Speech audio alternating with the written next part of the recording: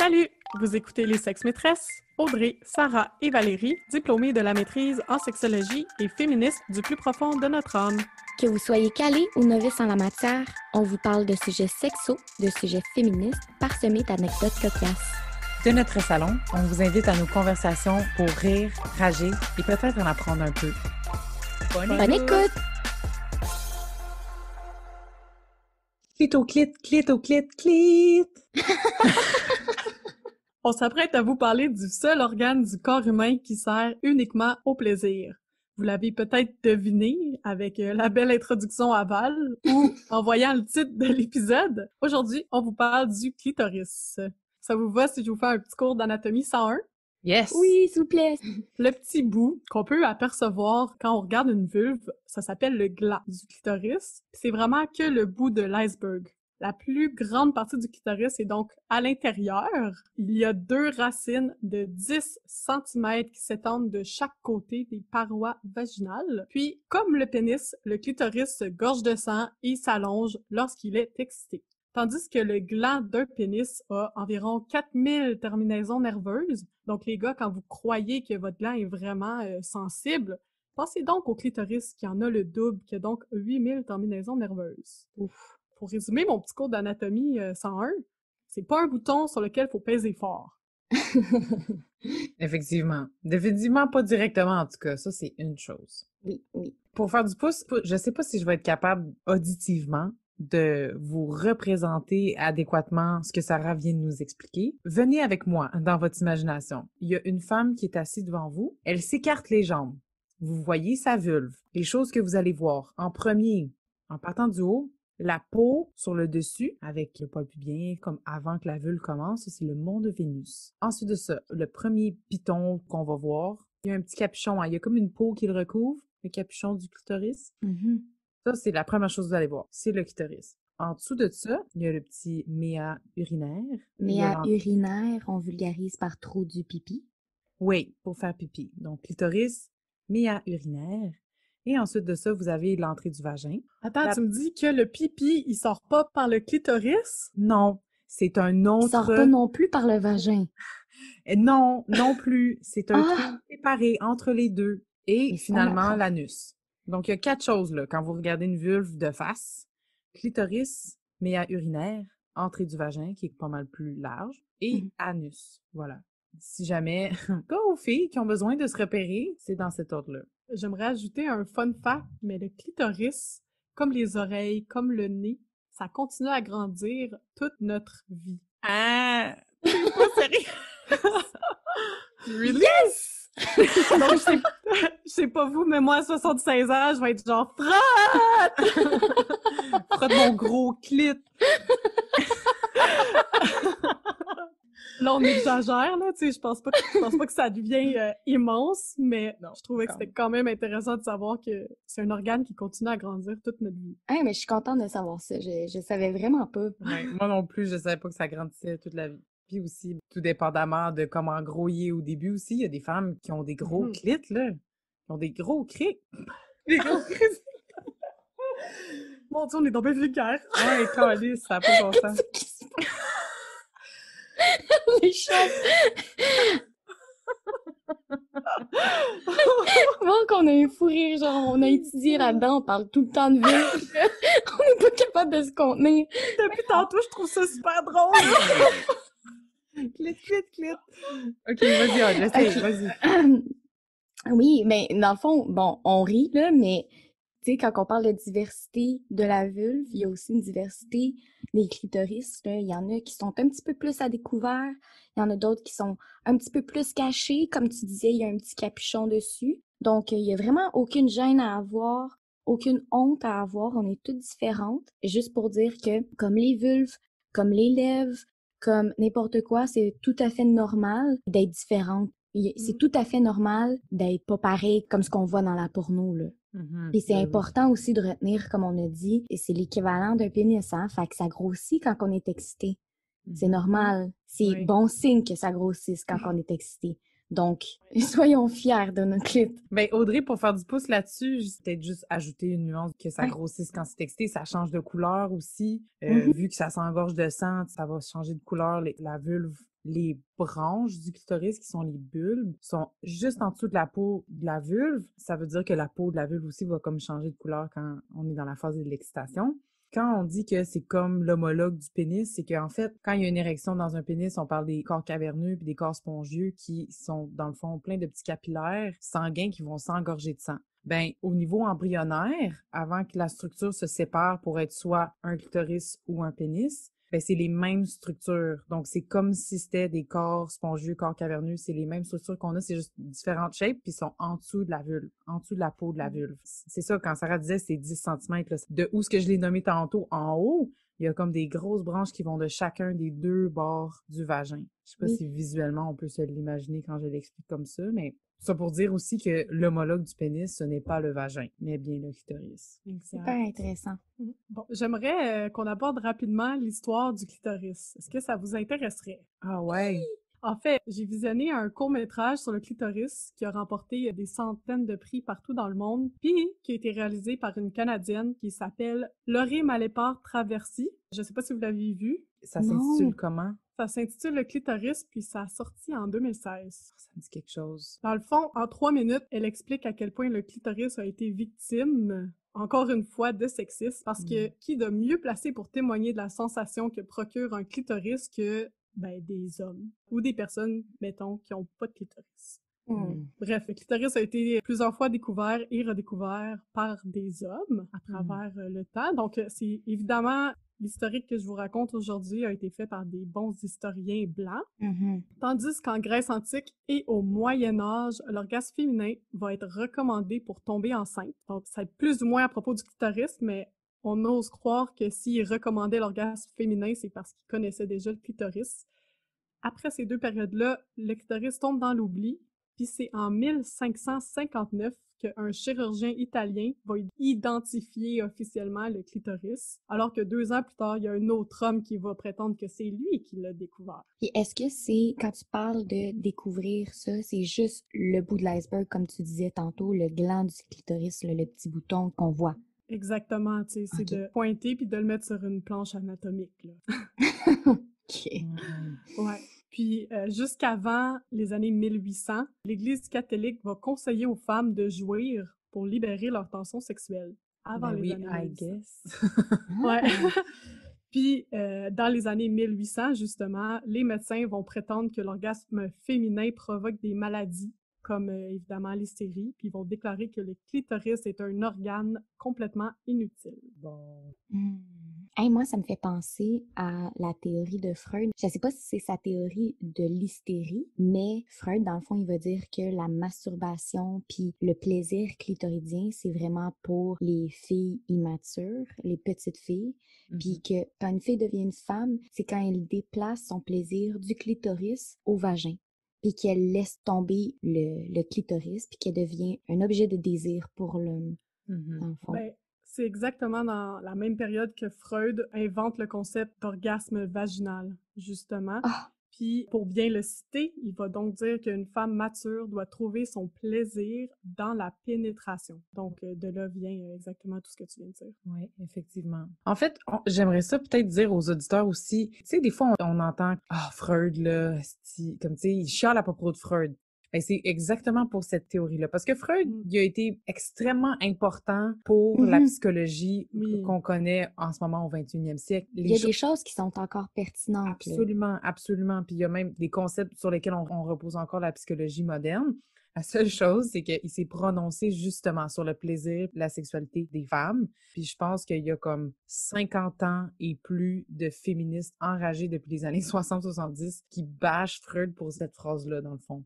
D'avoir décrié le clitoris ou l'orgasme clitoridien comme étant quelque chose d'immature. Il y a comme une façon aussi parce que sa théorie implique qu'il y a une façon de déplacer son plaisir vers son vagin, mais c'est comme, je sais pas, j'essaie d'y réfléchir, là, puis j'ai comme étudié la masturbation, puis c'est pas possible. Tu viens d'une place, puis that's it, puis aussi, avec ça, il a inventé le concept de frigidité. Fait que les femmes qui étaient incapables de faire ce déplacement-là de l'orgasme du clitoris vers l'orgasme vaginal, ben, ils étaient frigides. Puis ce concept-là, on en entend encore parler aujourd'hui et il est complètement désuet.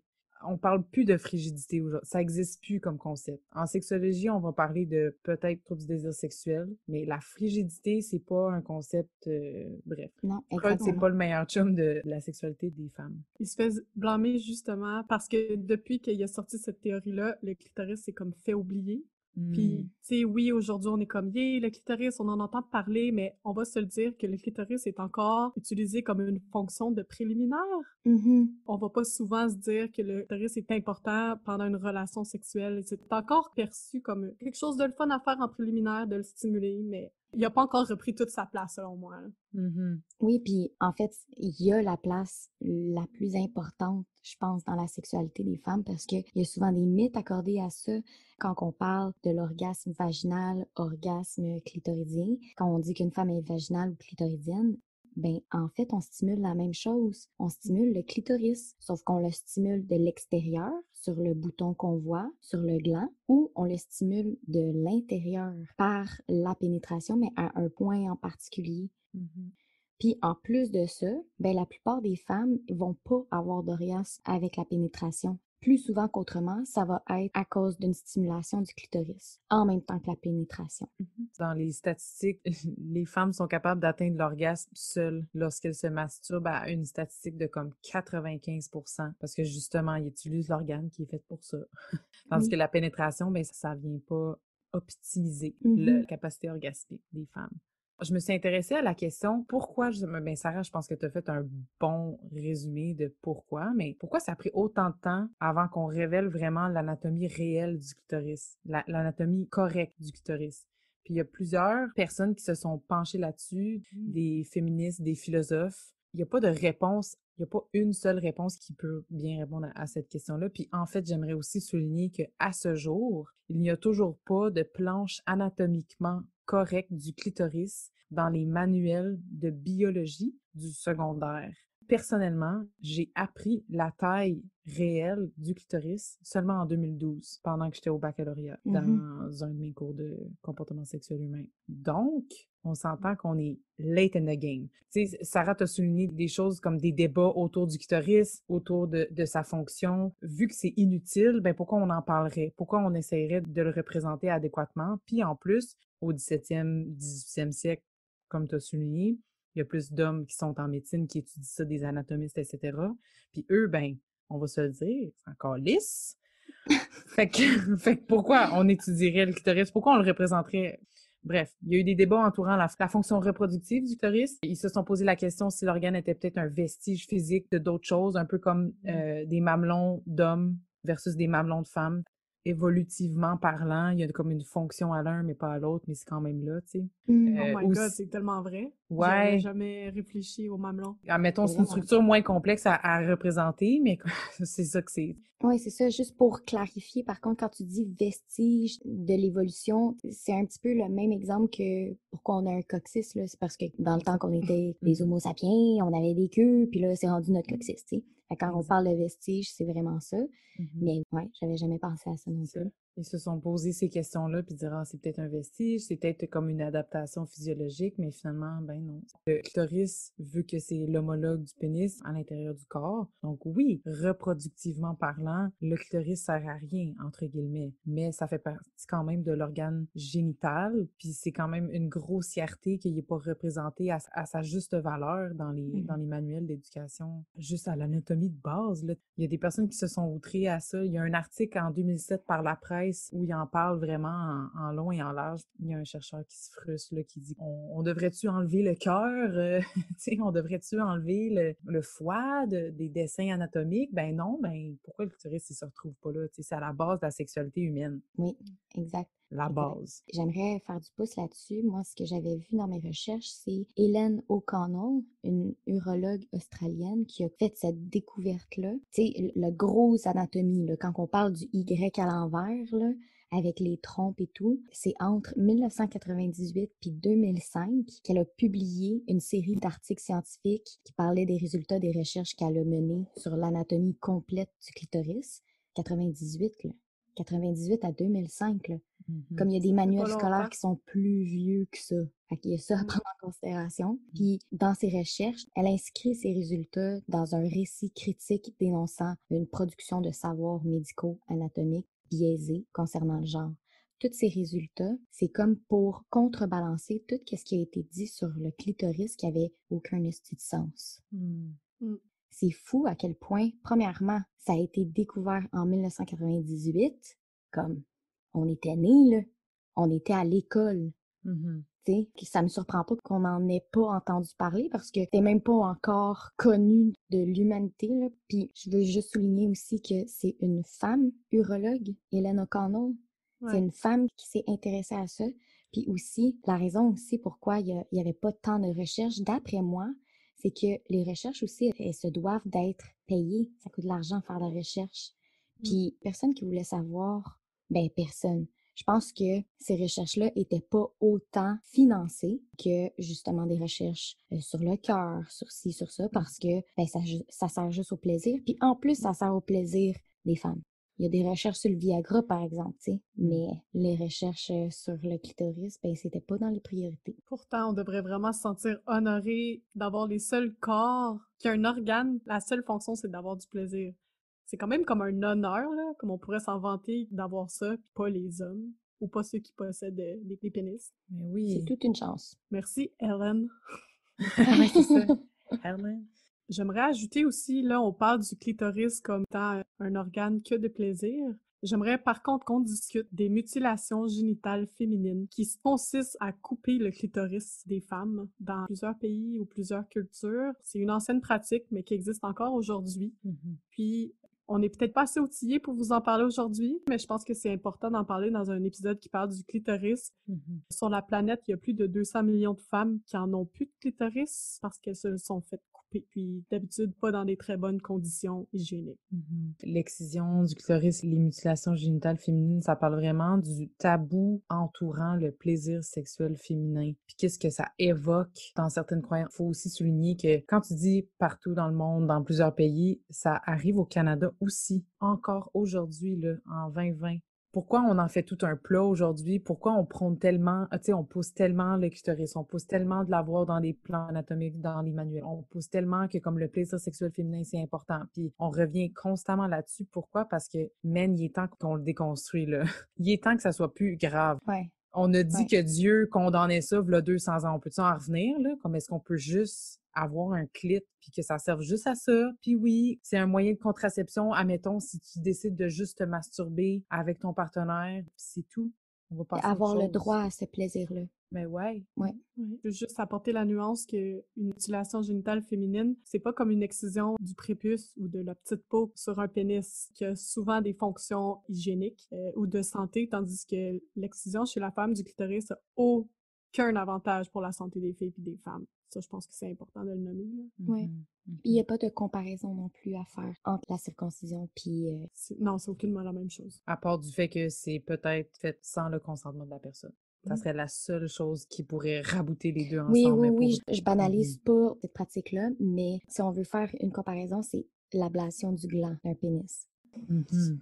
Mais je me demandais s'il y avait peut-être des exemples plus concrets de choses qu'on peut faire à deux ou seul avec notre clitoris qui pourrait être le fun. Je sais pas les filles si vous avez des exemples de Oui, ben questionnement. sur une note un petit peu plus légère, moi, avec les discussions que j'ai eues autour de moi, puis en étudiant en sexologie, ben on se fait souvent poser des questions, puis des trucs comme ça. Donc, par rapport au clitoris, il y a souvent des gens qui m'ont dit, tu sais, à la blague, là, des femmes qui me disaient, ouais, tu sais, c'est pas un piton, là, c'est pas une sonnette. Il y a ça à garder en tête, hein. Quand on parle que c'est très sensible, faut y aller délicatement. Faut toujours parler entre partenaires de qu'est-ce qu'on aime pas. Tu sais, il y en a que juste toucher dessus, c'est trop, trop, trop sensible. Donc, ça, c'est vraiment important de communiquer à sa partenaire qu'est-ce qu'on aime. Puis, toujours cocasse un petit peu, surtout quand on est une femme puis on a un partenaire homme. Des fois, ça arrive hein, qu'il frotte à la mauvaise place. Faut pas avoir peur de peut-être diriger la main, peut-être lui montrer où aller. Hein? Il y en a qui sont un petit peu perdus. Donc, c'est toujours bien. C'est correct. Prenez-le pas correct. personnel. Écoutez, Ça va nous faire plaisir. Littéralement. C'est ça, ça nous arrive de se perdre à tout le monde. Fait que c'est ça, quand tu frottes la cuisse, tu sais, gênez-vous pas pour le dire à votre partenaire que c'est pas tout à fait là, puis de tasser la main c'est toujours bien. Ouais, ça, c'est des bons trucs qui sont concrets et applicables. Puis comme on mentionne depuis toujours, c'est que pourquoi on parle du clitoris, c'est vraiment pour plus on en parle, plus les connaissances sont diffusées là-dessus, plus ça nous donne une espèce de permission d'aller voir c'est quoi, d'aller explorer, d'aller se regarder dans le miroir, puis voir comment on est fait, puis toucher, puis essayer des choses, tu sais. C'est pour ça aussi qu'on parle de la vulve, du clitoris, puis tout ça, c'est de défaire les tabous, puis donner la permission d'avoir du plaisir, bref. Go, do it. Explorez votre clitoris. Pour faire un petit wrap-up de ce qu'on a abordé, dans cet épisode des sexes maîtresses, on vous a parlé du clitoris, ce magnifique organe qui existe expressément pour le plaisir. Autant il y a une diversité des vulves, mais autant il y a une diversité des façons de découvrir son plaisir. Vous pouvez aussi écouter notre épisode sur la masturbation pour en savoir plus de ce côté-là. On vous a parlé de l'histoire de la découverte du clitoris, on vous a parlé de l'histoire de l'oppression face à cet organe, des mythes étant associés. Puis, on vous en a parlé aussi concernant les controverses associées à cet organe-là, comme les mutilations génitales. Donc, cette semaine, comme devoir, en tant que sexe-maîtresse, vous le faites pas, c'est à votre choix, on respecte votre consentement. Allez donc explorer votre clitoris, regardez-vous, il y a des miroirs pour ça. Si vous n'êtes pas à l'aise déjà, allez-y à votre rythme. Explorez l'extérieur, l'intérieur. On y va comme on le sent, hein? On va pas vous donner une note, là, c'est pas un examen. Ben, pour les auditeurs gars qui n'auraient pas de clitoris ou les personnes qui nous écoutent qui n'auraient pas de clitoris, il y a une application mobile qui s'appelle Clit-moi qui a été créée en partenariat avec l'ONF. Puis le lien va se retrouver dans notre section de notes sur notre épisode. Bonne exploration! Amusez-vous! Clitez-vous! Et bonne semaine! Merci d'avoir été avec nous pour cet épisode des Sexes Maîtresses. On espère avoir stimulé vos réflexions et inspiré vos prochaines conversations avec vos proches. Suivez-nous, partagez nos épisodes sur vos réseaux sociaux et surtout, faites-nous plaisir et écrivez-nous vos questions, vos impressions et vos suggestions. Les Sexes Maîtresses vous souhaitent une bonne semaine. Bisous! Bye!